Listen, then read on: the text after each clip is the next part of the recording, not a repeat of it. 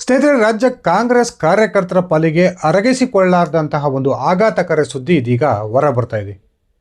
S, ರಾಜ್ಯದ ವಿಧಾನಸಭೆಗೆ ಇದೇ ಜೂನ್ ಅಥವಾ ಜುಲೈಗೆ ಮಧ್ಯಂತರ ಚುನಾವಣೆ ನಡೆಯುತ್ತೆ ಅನ್ನುವ ಸ್ಫೋಟಕ ಮಾಹಿತಿಗಳು ಸಿಗ್ತಾ ಇದ್ದಾವೆ.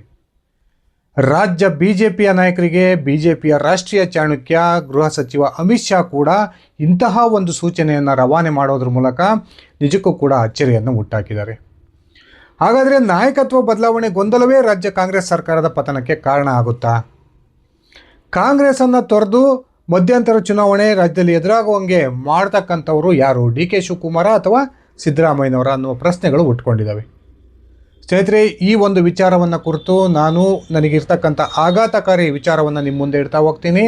ಅದಕ್ಕಿಂತ ಮುಂಚೆ ನೀವಿನ್ನು ನನ್ನ ಇಟ್ಕೆ ಹೇಮಂತ್ ಯೂಟ್ಯೂಬ್ ಚಾನಲ್ಗೆ ಸಬ್ಸ್ಕ್ರೈಬ್ ಮಾಡ್ಕೊಂಡಿಲ್ಲ ಅಂದರೆ ದಯವಿಟ್ಟು ಸಬ್ಸ್ಕ್ರೈಬ್ ಮಾಡಿಕೊಂಡು ಬೆಲ್ ಬಟನ್ನ ಕ್ಲಿಕ್ ಮಾಡಿ.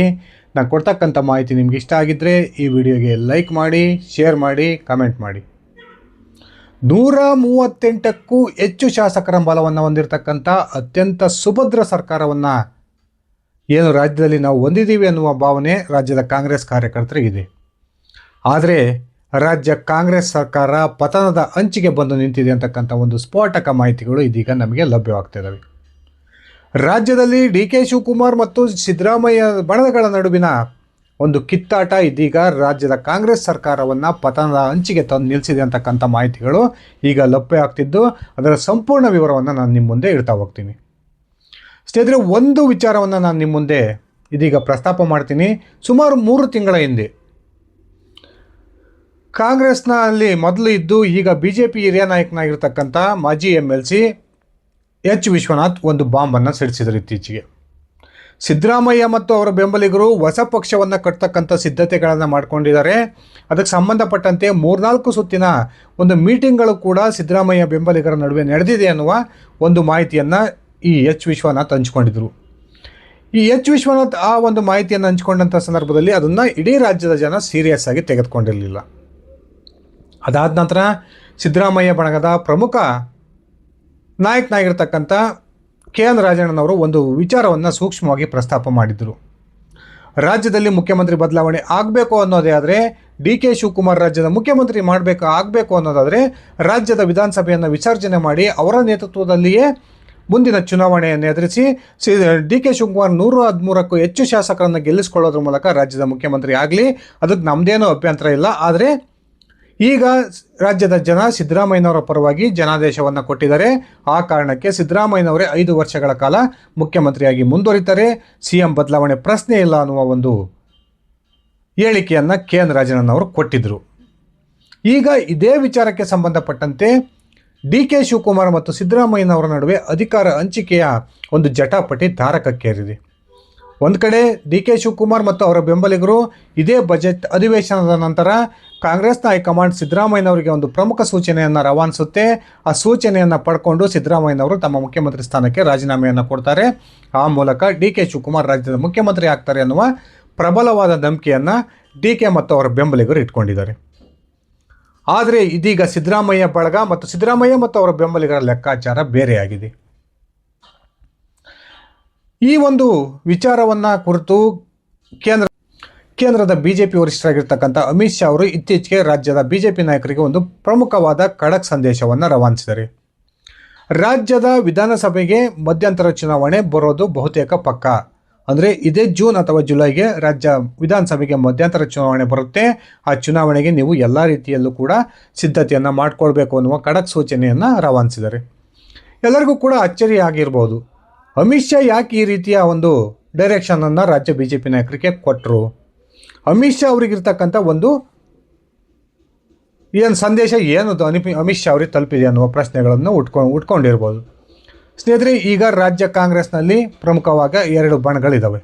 ಈ 2 ಬಣಗಳಲ್ಲಿ ಒಂದು ಬಣ ಕಾಂಗ್ರೆಸ್ಸನ್ನು ತೊರೆಯುತ್ತೆ, ಆ ಮೂಲಕ BJP ಜೊತೆ ಕೈ ಜೋಡಿಸುತ್ತೆ ಅನ್ನುವ ಸುದ್ದಿಗಳನ್ನು ಸಾಕಷ್ಟು ಸುದ್ದಿ ಮಾಧ್ಯಮಗಳು ಈ ಹಿಂದೆಯಿಂದನೂ ಪ್ರಸಾರ ಮಾಡ್ಕೊಳ್ತಲೇ ಬರ್ತಾ ಇದ್ದಾವೆ. ಆದರೆ ಈಗ ರಾಜ್ಯ BJPಯಲ್ಲಿರ್ತಕ್ಕಂಥ ಪರಿಸ್ಥಿತಿಯ ಪ್ರಕಾರ ಒಂದು ವೇಳೆ ಕಾಂಗ್ರೆಸ್ನಿಂದ ಸಿಡಿದು ಬರತಕ್ಕಂಥ ಯಾವೊಂದು ವರ್ಗದ ಶಾಸಕರನ್ನು ಸೇರಿಕೊಂಡು BJP ಸರ್ಕಾರ ರಚನೆ ಮಾಡ್ತಕ್ಕಂಥ ಪರಿಸ್ಥಿತಿಯಲ್ಲಿ ಕೇಂದ್ರ BJP ನಾಯಕರಿಲ್ಲ. ಯಾಕಂದರೆ ಈಗಾಗಲೇ ಗ್ಯಾರಂಟಿ ಯೋಜನೆಗಳನ್ನು ಅನುಷ್ಠಾನ ತರೋ ಕಾರಣಕ್ಕೆ ರಾಜ್ಯ ಕಾಂಗ್ರೆಸ್ ಸರ್ಕಾರ ಸಂಪೂರ್ಣವಾಗಿ ಜನಮನ್ನಣೆಯನ್ನು ಕಳ್ಕೊಂಡಿದೆ.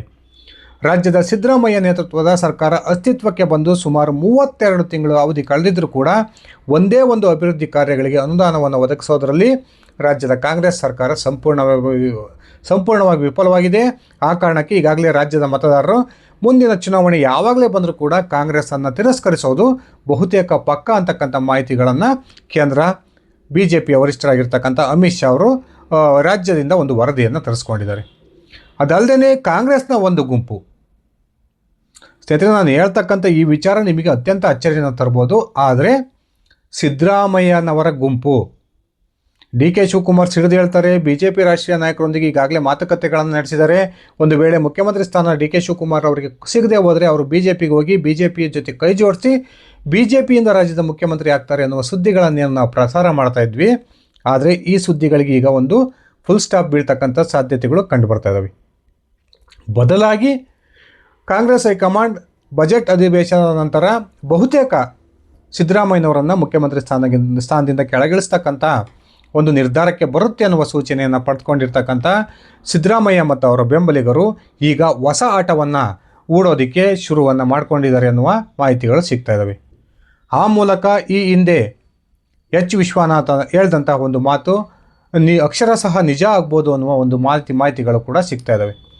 ಈಗಾಗಲೇ ಏನು ಸಿದ್ದರಾಮಯ್ಯನವರು JDSನ್ನು ತೊರೆದ ನಂತರ ಅಹಿಂದ ವರ್ಗಗಳನ್ನೇ ಮುಂದಿಟ್ಕೊಂಡು ABPJD ಅಂತಕ್ಕಂಥ ಒಂದು ಪಕ್ಷವನ್ನು ಕಟ್ಟಿದ್ರು. ಆ ಒಂದು ಸಂಘಟನೆಗೆ ಈಗ ಜೀವವನ್ನು ಕೊಡ್ತಕ್ಕಂಥ ಪ್ಲಾನನ್ನು ಸಿದ್ದರಾಮಯ್ಯ ಬೆಂಬಲಿಗರು ಮಾಡ್ತಾ ಇದ್ದಾರೆ. ಸತೀಶ್ ಜಾರಕಿಹೊಳಿ ಅವರ ನೇತೃತ್ವದಲ್ಲಿ ಬಹುದೊಡ್ಡ ಶಾಸಕರ ಒಂದು ಕಾಂಗ್ರೆಸ್ ಶಾಸಕರ ಒಂದು ಗುಂಪು ಪಕ್ಷದಿಂದ ಸಿಡಿದೆದ್ದು ತಮ್ಮ ಶಾಸಕ ಸ್ಥಾನಕ್ಕೆ ರಾಜೀನಾಮೆಯನ್ನು ಕೊಡ್ಬೋದು. ಆ ಮೂಲಕ ಬಹುತೇಕ ಸಿದ್ದರಾಮಯ್ಯನವರೇ ಒಂದು ವೇಳೆ ಅನಿವಾರ್ಯವಾದರೆ ವಿಧಾನಸಭೆಯನ್ನು ವಿಸರ್ಜನೆ ಮಾಡ್ತಾರೆ ಅನ್ನುವ ಮಾಹಿತಿಗಳು ಕೂಡ ಸಿಗ್ತಾ ಇದ್ದಾವೆ. ಆ ಮೈಸೂರು ಭಾಗದಲ್ಲಿ ಹೋಗಿ ಸಿದ್ದರಾಮಯ್ಯನವರ ಆಪ್ತ ಬಳಗದಲ್ಲಿ ಯಾರನ್ನಾದರೂ ಮಾತಾಡಿಸಿದರೆ ಈ ವಿಚಾರ ಅತ್ಯಂತ ಸ್ಪಷ್ಟವಾಗಿ ಅವ್ರ ಬಾಯಿ ಮಾತುಗಳಲ್ಲಿ ಕೇಳಿಬರ್ತಾ ಇದೆ. ಸಿದ್ದರಾಮಯ್ಯನವರು ಕಾಂಗ್ರೆಸ್ ಹೈಕಮಾಂಡ್ನ ಒತ್ತಡಕ್ಕೆ ಏನಾದರೂ ಮಣಿದು ಅನಿವಾರ್ಯವಾಗಿ ಮುಖ್ಯಮಂತ್ರಿ ಸ್ಥಾನಕ್ಕೆ ರಾಜೀನಾಮೆಯನ್ನು ಕೊಡ್ತಕ್ಕಂಥ ಸಂದರ್ಭ ಬಂದಿದ್ದೇ ಆದರೆ ಸಿದ್ದರಾಮಯ್ಯನವರು ಕಾಂಗ್ರೆಸ್ನ ಹೈಕಮಾಂಡ್ನ ಮುಂದೆ ಒಂದಿಷ್ಟು ಬೇಡಿಕೆಗಳನ್ನು ಇಡ್ತಾರೆ. ಆ ಬೇಡಿಕೆಗಳಲ್ಲಿ ಅತ್ಯಂತ ಪ್ರಮುಖವಾದ ಬೇಡಿಕೆ, ನನ್ನ ನಂತರ ರಾಜ್ಯಕ್ಕೆ ದಲಿತ ಮುಖ್ಯಮಂತ್ರಿಯನ್ನು ನೇಮಕ ಮಾಡಬೇಕು, ಆ ದಲಿತ ಮುಖ್ಯಮಂತ್ರಿ G. ಪರಮೇಶ್ವರ್ ಅವರೇ ಆಗಬೇಕು ಅಂತಕ್ಕಂಥದ್ದು ಸಿದ್ದರಾಮಯ್ಯ ಮತ್ತು ಅವರ ಬೆಂಬಲಿಗರ ಒಂದು ಪ್ರಮುಖವಾದ ಬೇಡಿಕೆ ಆಗಿರುತ್ತೆ ಅನ್ನುವ ಮಾತುಗಳು ಕೂಡ ಈಗ ಕಾಂಗ್ರೆಸ್ ಪಾಳ್ಯದಲ್ಲಿ ಬಹುದೊಡ್ಡ ಮಟ್ಟದಲ್ಲಿ ಚರ್ಚೆ ಆಗ್ತಾ ಇದ್ದಾವೆ. ಕಾರಣ 2013ರಲ್ಲಿ ಏನು G. ಪರಮೇಶ್ವರ್ ಅವರನ್ನು ಸಿದ್ದರಾಮಯ್ಯನವರೇ ಕುತಂತ್ರ ಮಾಡಿ ಕೊರಟಗೆರೆಯಲ್ಲಿ ಸೋಲು ಹಂಗೆ ಮಾಡಿದ್ರು. ಆ ಮೂಲಕ ಒಬ್ಬ ದಲಿತ ನಾಯಕನಿಗೆ ಸಿಗಬೇಕಾಗಿದ್ದಂಥ ಮುಖ್ಯಮಂತ್ರಿ ಪಟ್ಟವನ್ನು ಸ್ವತಃ ಸಿದ್ದರಾಮಯ್ಯನವರು ತಪ್ಪಿಸಿದ್ರು ಅನ್ನುವ ಒಂದು ಆಪಾದನೆಯನ್ನು ಸಿದ್ದರಾಮಯ್ಯನವ್ರ ಮೇಲೆ ಈ ಕ್ಷಣಕ್ಕೂ ಕೂಡ ಕೇಳಿ ಬರ್ತಾ ಇದೆ.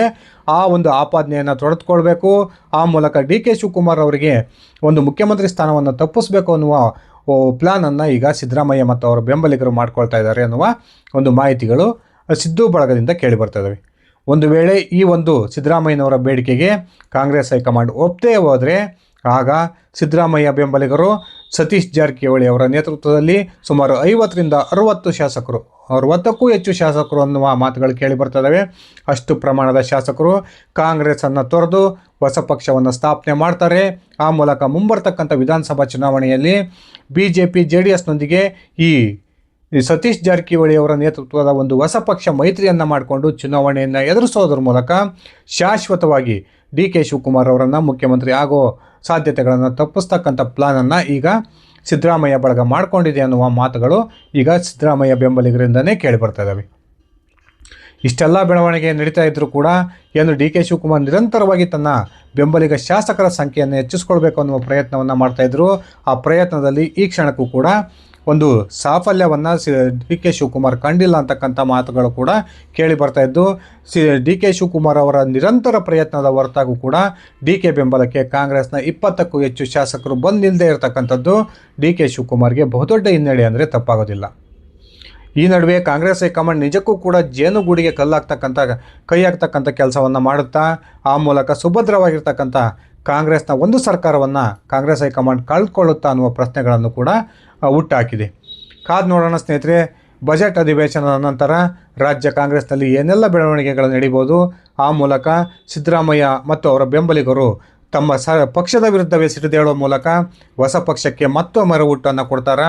ಈ ಒಂದು ವಿಚಾರವನ್ನು ಕುರಿತು ನಿಮ್ಮ ವೈಯಕ್ತಿಕ ಅಭಿಪ್ರಾಯವನ್ನು ಕಮೆಂಟ್ ಮಾಡಿ. ಧನ್ಯವಾದಗಳು ಸ್ನೇಹಿತರೆ. ಶುಭ ದಿನ.